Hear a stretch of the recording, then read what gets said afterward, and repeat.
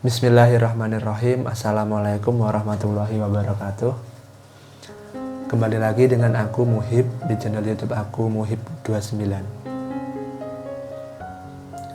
Seperti yang kita tahu, negara kita adalah negara demokrasi. Dan ngomong-ngomong tentang negara demokrasi, pastinya ada kaitannya dengan politik.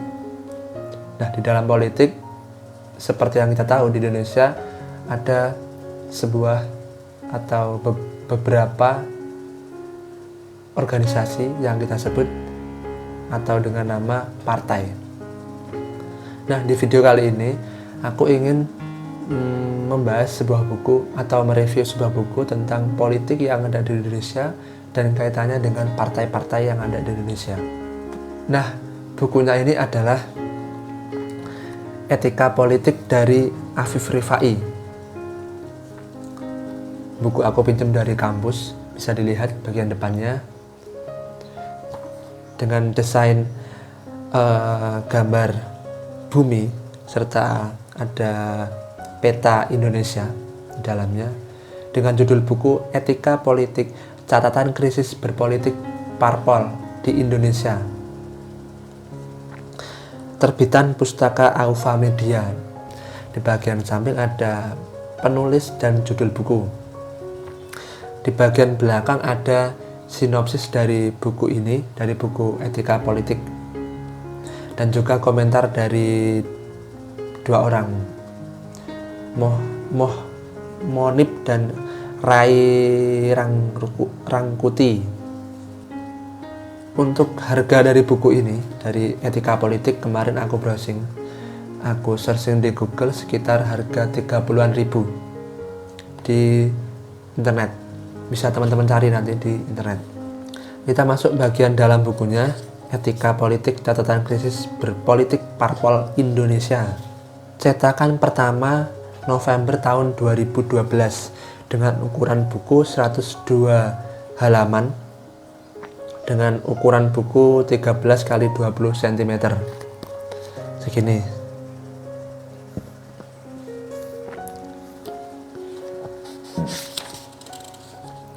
Di bagian sampingnya ada komentar dari beberapa orang, dan ada ucapan terima kasih dari penulis untuk dosen dan juga teman-temannya yang telah membantu orang tuanya dan penerbit bukunya.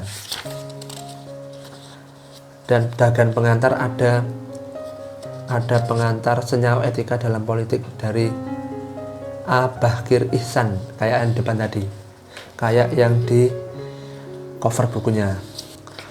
Untuk bagian isi dari buku ini bisa teman-teman lihat, daftar isinya ada berapa ya, banyak lah. Dan di bagian akhir buku ada tentang penulis dan sumber tulisannya. Nah, untuk isi dari buku Etika Politik ini membahas problematika yang ada di Indonesia, di politik di Indonesia dalam kurun waktu 2009 sampai 2012, mulai dari pilihan legislatif, terus pilihan bupati, pilkada, terus sampai pilihan presiden. Nah, buku ini juga membahas carut marut perpolitikan atau partai yang ada di Indonesia, baik internal partai ataupun eksternal dari partai, atau benturan dari beberapa partai yang ada di satu koalisi. Dan terkadang di buku ini, atau bisa dikatakan sering juga, nantinya juga akan flashback ke tahun 2004 ketika pemilu atau pemilihan presiden, dan bahkan kembali ke era reformasi, bagaimana cita-cita reformasi Indonesia yang dibentuk pada saat itu, yang nyatanya sampai sekarang belum terwujud secara sempurna, atau kesejahteraan Indonesia belum tercapai. Nah, dalam waktu 2004 itu, pada tahun 2004 ketika pemilu sudah berakhir, ternyata keributan masih saja terjadi.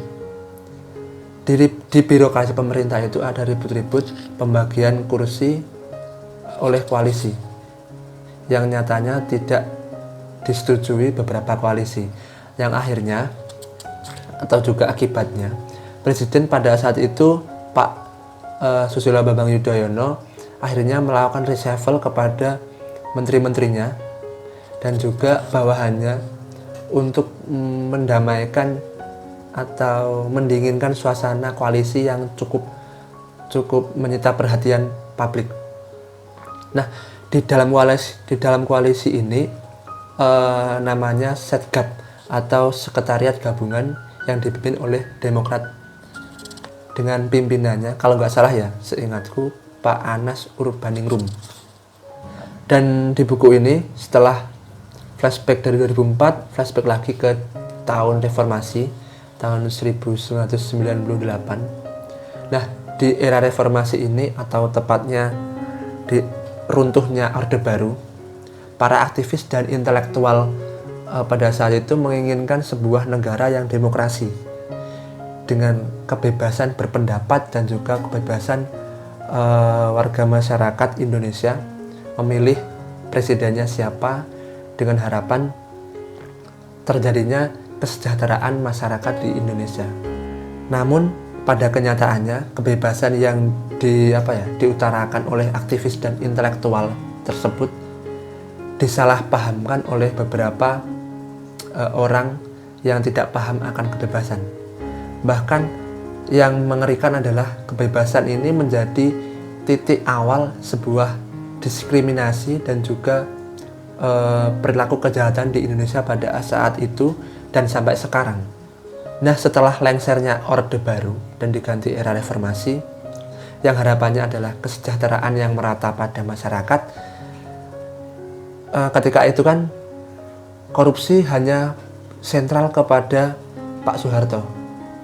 Nah, ketika lengser Pak Soeharto masuk era reformasi, ternyata korupsi ini tidak hilang, bahkan malah menjadi sebuah kebiasaan atau budaya masyarakat kita.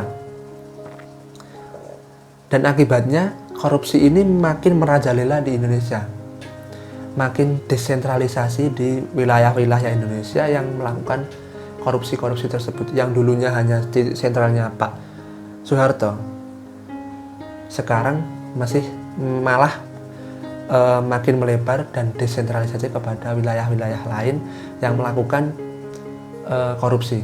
Meskipun kita juga tidak tahu ketika era Orde Baru itu apa ada korupsi di bawah-bawahnya Pak Harto atau murni hanya Pak Harto saja. Dan akibatnya cita-cita yang diinginkan oleh aktivis dan juga intelektual pada saat itu sampai sekarang, kesejahteraan dan juga kekayaan itu masih belum merata dalam kehidupan masyarakat Indonesia.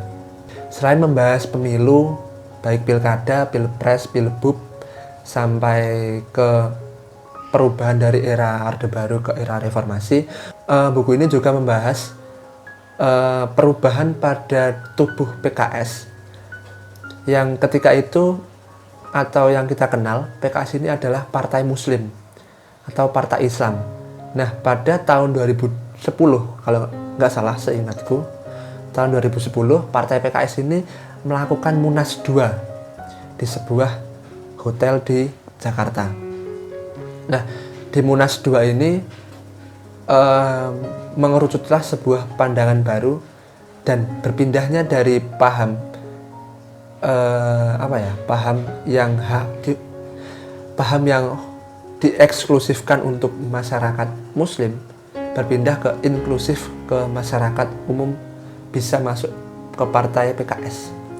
Selain perubahan di dalam tubuh PKS, buku ini juga membahas ribut-ribut di internal Golkar yang ketika itu melakukan pemilihan ketua umum, dilanjut kepada pemilihan calon presiden, yang ketika itu Pak Abu Rizal Bakri ingin mencalonkan dirinya sebagai calon presiden.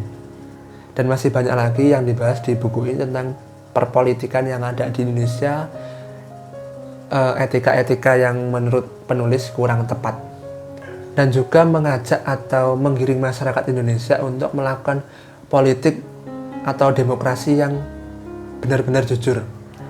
Nah, apa yang dimaksud dengan politik yang baik dan benar dan jujur tersebut dalam buku ini? ketika sebuah partai melakukan sebuah kesalahan di pemilihan sebelumnya, nah masyarakat ini diajak untuk melakukan punishment atau hukuman kepada partai yang tidak bisa melakukan pekerjaan dengan baik di pemilihan selanjutnya. Seandainya di pemilihan sebelumnya melakukan pekerjaan dengan baik, masyarakat diajak untuk memberikan reward kepada parpol yang melakukan atau mencanangkan pekerjaannya dengan baik dengan mendengarkan keinginan-keinginan masyarakat yang ada di bawahnya. Mungkin itu saja review dari aku tentang buku Etika Politik, Catatan Krisis Berpolitik Parpol di Indonesia. Jika menurut teman-teman bermanfaat, bisa like, comment, share, and subscribe. Bisa juga ketika teman-teman ingin membeli buku tapi masih bingung, bisa tulis di kolom komentar. Nanti insya Allah aku review. Itu saja dari aku.